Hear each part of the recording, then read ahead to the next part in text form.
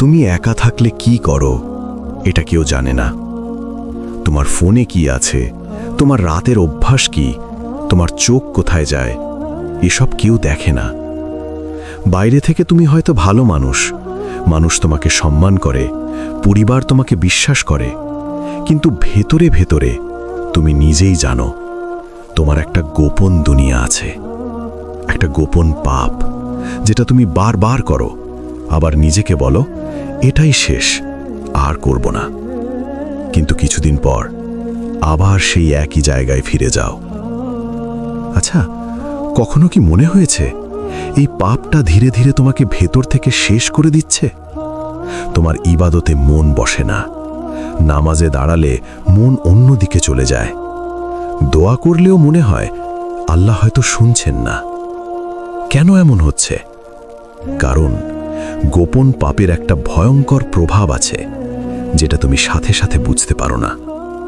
আল্লাহ তাআলা কোরআনে বলেন, সূরা আল আলাক 14 আয়াতে বলা হয়েছে, সেটি জানে না যে আল্লাহ দেখছেন? তুমি ভাবো তুমি একা, কিন্তু আসলে তুমি কখনোই একা না। তোমার সেই রাতের কাজ, তোমার সেই লুকানো দৃষ্টি, তোমার সেই হারাম অভ্যাস, সব কিছুই রেকর্ড হচ্ছে। আর সবচেয়ে ভয়ঙ্কর বিষয় হলো, এই গোপন পাপ শুধু তোমার আমলনামায় যোগ হচ্ছে না, এটা তোমার জীবনের বরকত চুপচাপ তুলে নিচ্ছে। আজ আমি তোমাকে একটা বাস্তব ঘটনার কথা বলবো, একজন ছেলের গল্প। বাইরে থেকে সে ছিল খুব ভালো, নামাজ পড়ত, সবার সাথে ভালো ব্যবহার করত, কিন্তু তার একটা গোপন সমস্যা ছিল। রাতে যখন সবাই ঘুমিয়ে যেত, সে এমন কিছু করত যেটা সে নিজেও ঘৃণা করত। প্রতিবার শেষে সে কাঁদত, নিজেকে বলতো, আল্লাহ, আমি আর করব না। কিন্তু পরের রাতেই সে আবার একই পাপে ফিরে যেত। একদিন সে নামাজ পড়তে দাঁড়ালো, কিন্তু সে অনুভব করল তার হৃদয় একদম শুকিয়ে গেছে। কোনো অনুভূতি নেই, কোনো কান্না নেই, কোনো ভয় নেই। সেদিন প্রথমবার সে বুঝল কিছু একটা ভয়ঙ্কর ঘটছে তার ভিতরে। সে শুধু পাপ করছিল না, পাপ তাকে বদলে দিচ্ছিল। রাসূলুল্লাহ সাল্লাল্লাহু আলাইহি ওয়াসাল্লাম বলেছেন, যখন একজন বান্দা পাপ করে তখন তার হৃদয়ে একটি কালো দাগ পড়ে। যদি সে তওবা করে তা মুছে যায়, কিন্তু যদি সে বারবার পাপ করতে থাকে তাহলে পুরো হৃদয় কালো হয়ে যায়। সহিহ মুসলিম। আর ঠিক এই অবস্থায় পৌঁছে গিয়েছিল সেই ছেলেটা। সে বুঝতে পারছিল সে ধীরে ধীরে এমন একটা জায়গায় চলে যাচ্ছে যেখান থেকে ফিরে আসা খুব কঠিন। কিন্তু সে তখনও জানত না, খুব শীঘ্রই তার জীবনে এমন একটা ঘটনা ঘটতে যাচ্ছে যা তাকে ভেঙে ফেলবে আর আবার নতুন করে গড়ে তুলবে। ছেলেটার নাম আরিফ। আরিফ বুঝতে পারছিল তার ভিতরে কিছু একটা ধীরে ধীরে মরে যাচ্ছে, কিন্তু তবুও সে নিজেকে থামাতে পারছিল না। দিনে সে স্বাভাবিক, মানুষের সাথে হাসে, কথা বলে, নামাজও পড়ে, কিন্তু রাত হলেই তার আরেকটা রূপ বের হয়ে আসে। সে জানত এটা ভুল, সে জানত এটা আল্লাহর অপছন্দ, কিন্তু তার নফস তাকে ছাড়ত না। এক রাতে সব কিছু বদলে গেল। সেদিনও আগের মতো সে একা ছিল। ঘর অন্ধকার, সবাই ঘুমিয়ে গেছে। সে তার সেই গোপন পাপের দিকে এগোচ্ছিল। হঠাৎ তার বুকের ভেতর অদ্ভুত একটা চাপ অনুভব হলো। প্রথমে সে ভাবল সাধারণ কিছু, কিন্তু চাপটা বাড়তে লাগলো। শ্বাস নিতে কষ্ট হচ্ছিল, তার হাত কাঁপতে শুরু করলো। হৃৎপিণ্ড এত জোরে ধুকপুক করছিল যেন বের হয়ে আসবে। সে হঠাৎ ভয় পেয়ে গেল। তার মাথায় একটা চিন্তা বজ্রপাতের মতো আঘাত করল, যদি আমি এখনই মরে যাই? একটু থামো, ভাবো। সে সেই অবস্থাতেই দাঁড়িয়ে আছে, একটা গুনাহের ঠিক মাঝখানে। আর যদি এই মুহূর্তে তার মৃত্যু হয়ে যায়, সে কি এই অবস্থায় আল্লাহর সামনে দাঁড়াতে পারবে? তার পুরো শরীর ঠান্ডা হয়ে গেল। সে দৌড়ে গিয়ে পানি খেল, বিছানায় বসে পড়ল, কিন্তু সেই চিন্তা তাকে ছাড়ল না। আমি যদি এখন মরে যাই? সেই রাতে সে ঘুমাতে পারল না। বারবার মনে হচ্ছিল আল্লাহ যেন তাকে একটা সতর্কতা দিয়েছেন। পরদিন সে মসজিদে গেল। ইমাম সাহেব কুরআন তিলাওয়াত করছিলেন। হঠাৎ একটা আয়াত তার কানে আসলো, আর সেই আয়াত যেন সরাসরি তার হৃদয়ে আঘাত করল। সূরা আল মুতাফফিফিন 14 আয়াতে বলা হয়েছে, বরং তাদের কৃতকর্ম তাদের অন্তরে মরিচা ধরিয়ে দিয়েছে। আরিফের চোখ বড় হয়ে গেল। সে মনে মনে বলল, এটাই তো আমার অবস্থা। তার হৃদয়, তার অনুভূতি সব কিছু যেন মরিচা পড়ে গেছে। সে বুঝতে পারল তার গোপন পাপ শুধু একটা অভ্যাস না, এটা তার হৃদয়কে মেরে ফেলছে। সেদিন নামাজ শেষে সে মসজিদের এক কোণে বসে থাকল। তার চোখে পানি জ্বলে এলো। সে প্রথমবারের মতো গভীরভাবে অনুভব করল সে হারিয়ে যাচ্ছে। কিন্তু ঠিক তখনই তার ভেতরে আরেকটা ভয়ঙ্কর প্রশ্ন জাগল, যদি আল্লাহ আমাকে ক্ষমা না করেন? কারণ সে তো বারবার একই পাপ করেছে, বারবার তওবা ভেঙেছে। তার কি আর কোনো সুযোগ আছে? সে জানত না এই প্রশ্নের উত্তরই তার জীবন পাল্টে দেবে। আর খুব শীঘ্রই সে এমন কিছু শুনতে যাচ্ছে যা তার হৃদয়কে আবার জীবিত করে তুলবে। আরিফ মসজিদের কোণায় বসেছিল, মাথা নিচু, চোখে পানি, ভিতরে ভয় আর অনুশোচনার ঝড়। তার মাথায় শুধু একটা কথাই ঘুরছিল, আমি কি শেষ? আল্লাহ কি আমাকে আর ক্ষমা করবেন না? কারণ সে তো একবার না, অনেকবার তওবা করেছে, আবার সেই একই পাপে ফিরে গেছে। সে নিজেই নিজের উপর ঘৃণা অনুভব করছিল। ঠিক তখন পাশে বসা একজন বৃদ্ধ লোক তার দিকে তাকিয়ে নরম কণ্ঠে বললেন, বাবা, কাঁদছ কেন? আরিফ একটু লজ্জা পেল, বলল, কিছু না। বৃদ্ধ লোকটা হালকা হাসলেন, বললেন, মনে হচ্ছে আল্লাহ তোমাকে ডাকছেন, তাই না? এই কথাটা শুনে আরিফ চমকে উঠল। সে অবাক হয়ে তাকালো, এই লোকটা কিভাবে বুঝল? বৃদ্ধ লোকটা বললেন, শোনো, শয়তান তোমাকে দুইভাবে ধ্বংস করে। একটা হলো পাপ করিয়ে, আরেকটা হলো পাপ করার পর তোমাকে নিরাশ করে দিয়ে। আরিফ নিঃশব্দে শুনছিল। তারপর বৃদ্ধ লোকটা কুরআনের একটা আয়াত তিলাওয়াত করলেন। সূরা জুমার 53 আয়াতে বলা হয়েছে, হে আমার বান্দারা, যারা নিজেদের উপর জুলুম করেছ, তোমরা আল্লাহর রহমত থেকে নিরাশ হইও না। নিশ্চয়ই আল্লাহ সব গুনাহ ক্ষমা করেন। নিশ্চয়ই তিনি পরম ক্ষমাশীল, পরম দয়ালু। এই আয়াতটা শুনে আরিফের বুকের ভেতর কিছু একটা ভেঙে গেল। সে মনে মনে বলল, আল্লাহ আমাকে এখনো ডাকছেন? যে ছেলেটা এতদিন ভাবছিল তার জন্য হয়তো আর কোনো রাস্তা নেই, সে হঠাৎ বুঝতে পারল দরজা এখনো খোলা। তার চোখ দিয়ে অঝরে পানি পড়তে লাগল। সে প্রথমবারের মতো অনুভব করল আল্লাহ তাকে ছেড়ে দেননি, বরং অপেক্ষা করছিলেন সে ফিরে আসবে। রাসূলুল্লাহ সাল্লাল্লাহু আলাইহি ওয়াসাল্লাম বলেছেন, আল্লাহ তার বান্দার তওবায় এত বেশি খুশি হন যেমন একজন মানুষ মরুভূমিতে তার হারানো উট খুঁজে পেলে খুশি হয়। সহিহ বুখারী, সহিহ মুসলিম। আরিফ ভাবল, আমি এত পাপ করেছি, তারপরও যদি আল্লাহ খুশি হন আমার ফিরে আসায়। তার ভেতরে একটা নতুন অনুভূতি জন্ম নিল, আশা। কিন্তু সাথে সাথে আর একটা ভয়ও ছিল, আমি কি সত্যিই বদলাতে পারবো? কারণ সে জানে তার নফস খুব শক্তিশালী। সে আগেও অনেকবার চেষ্টা করেছে, কিন্তু প্রতিবারই হেরে গেছে। তাহলে এবার কিভাবে পারবে? বৃদ্ধ লোকটা যেন তার মনের কথা পড়ে ফেললেন। তিনি বললেন, বাবা, শুধু তওবা করলেই হবে না, তোমাকে যুদ্ধ করতে হবে। এটা একদিনে শেষ হবে না, কিন্তু তুমি যদি আল্লাহর জন্য এক কদম বাড়াও, আল্লাহ তোমার জন্য 10 কদম এগিয়ে আসবেন। এই কথাটা আরিফের হৃদয়ে গেঁথে গেল। সেদিন মসজিদের সেই কোণায় বসেই সে এমন একটা তওবা করল যেটা সে আগে কখনো করেনি। সে শুধু মুখে বলল না, সে ভেতর থেকে ভেঙে পড়ল। আল্লাহ, আমি ক্লান্ত, আমি এই পাপ থেকে মুক্তি চাই, আপনি আমাকে বাঁচান। তার কান্না থামছিল না, কিন্তু সে তখনও জানত না এই তওবার পর শুরু হতে যাচ্ছে সবচেয়ে কঠিন পরীক্ষা। কারণ তওবা করা সহজ, কিন্তু তওবার উপর টিকে থাকা এটাই আসল যুদ্ধ। আর খুব শীঘ্রই তার সামনে এমন একটা পরিস্থিতি আসবে যেখানে তাকে সিদ্ধান্ত নিতে হবে সে কি পুরনো জীবনে ফিরে যাবে নাকি সত্যি আল্লাহর পথে থাকবে। আরিফ সেদিন তওবা করার পর মনে করেছিল সবকিছু সহজ হয়ে যাবে। সে ভেবেছিল আজ থেকে আর সে সেই পাপের দিকে ফিরবে না। কিন্তু বাস্তবতা সম্পূর্ণ ভিন্ন ছিল। প্রথম দিন সব ঠিক ছিল, দ্বিতীয় দিন নিজেকে শক্ত রাখল, তৃতীয় দিন ভেতরে একটা অদ্ভুত টান শুরু হলো। রাতে যখন সে একা হলো, তার পুরনো অভ্যাস তাকে ডাকতে লাগল।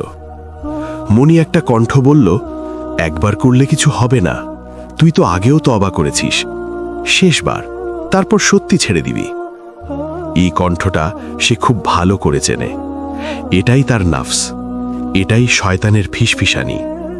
সে ফোনটা হাতে নিল, কিন্তু হঠাৎ থেমে গেল। তার মাথায় সেই আয়াতটা ভেসে উঠল।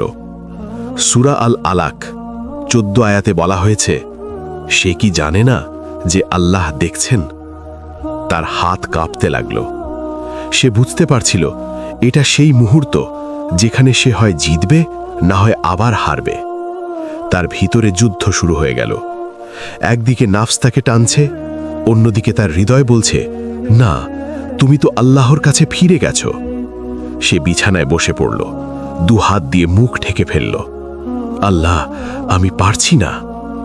তার চোখ দিয়ে পানি পড়তে লাগল। সে বুঝতে পারল নিজের শক্তিতে এই যুদ্ধ জেতা সম্ভব না। তখন সে উঠে দাঁড়ালো, উজু করল, 2 রাকাত নামাজে দাঁড়িয়ে গেল। প্রথমে মন বসছিল না, কিন্তু ধীরে ধীরে তার কান্না বেড়ে গেল।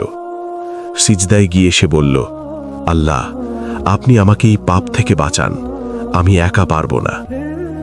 সেই রাতে সে কষ্ট করে হলেও নিজেকে থামাতে পারল, কিন্তু যুদ্ধ এখানেই শেষ হয়নি। পরের কয়েকদিন একই ঘটনা বারবার ঘটতে লাগল। প্রতিদিন রাত, প্রতিদিন সেই টান, প্রতিদিন সেই যুদ্ধ। কখনো সে জিতছে, কখনো খুব কাছাকাছি গিয়ে ফিরে আসছে। সে বুঝতে পারল তওবা মানে শুধু একটা মুহূর্ত না, এটা একটা দীর্ঘ যুদ্ধ। রাসূলুল্লাহ সাল্লাল্লাহু আলাইহি ওয়াসাল্লাম বলেছেন, মুজাহিদ সেই ব্যক্তি যে নিজের নাফসের বিরুদ্ধে জিহাদ করে। তিরমিজি। আরিফ এখন সেই জিহাদ করছে, নিজের বিরুদ্ধে। একদিন সে এত বেশি দুর্বল হয়ে পড়ল, এখন সে প্রায় হেরে যাচ্ছিল। সব কিছু প্রস্তুত, সে আবার সেই পুরনো পাপের খুব কাছাকাছি চলে গেছে। ঠিক তখনই তার ফোনে একটা নোটিফিকেশন আসলো, একটা ইসলামিক ভিডিওর লাইন, গোপন পাপ তোমার দোয়া কবুল হওয়া বন্ধ করে দেয়। সে থেমে গেল। তার মাথায় একটা চিন্তা এলো, তাই তো, এতদিন ধরে আমি দোয়া করছি, কিন্তু কিছুই তো পরিবর্তন হচ্ছে না। হয়তো এই পাপটাই বাধা হয়ে দাঁড়িয়ে আছে। তার শরীর কাঁপতে লাগলো। সে হঠাৎ ফোনটা বন্ধ করে দিল আর বিছানায় বসে পড়ল। সেদিন সে বুঝল এই পাপ শুধু তার আখিরাত না, তার দুনিয়াকেও নষ্ট করছে। তার দোয়া, তার শান্তি, তার ঈমান সবকিছু ধীরে ধীরে শেষ হয়ে যাচ্ছিল। কিন্তু সেদিন সে একটা কঠিন সিদ্ধান্ত নিল, যাই হোক, আমি এই পাপ ছাড়বই। সে শুধু মুখে বলল না, সে বাস্তব পদক্ষেপ নিতে শুরু করল। যে জিনিসগুলো তাকে পাপের দিকে নিয়ে যায়, সে সেগুলো কেটে ফেলতে শুরু করল। কিন্তু তখনও সে জানত না, আল্লাহ তার এই চেষ্টা দেখে খুব শীঘ্রই তাকে এমন একটা উপহার দিতে যাচ্ছেন যা তার জীবন পুরোপুরি বদলে দেবে। আরিফ এবার সত্যি পরিবর্তন হতে চেয়েছিল, শুধু মুখে না, কাজে। সে নিজের ফোন থেকে অনেক কিছু ডিলিট করে দিল। যে জিনিসগুলো তাকে পাপের দিকে নিয়ে যেত, সব কেটে ফেলল। প্রথম কয়েকদিন তার ভেতরে অদ্ভুত শূন্যতা লাগছিল, কারণ যে জিনিসে সে অভ্যস্ত ছিল সেটাই হঠাৎ ছেড়ে দিয়েছে।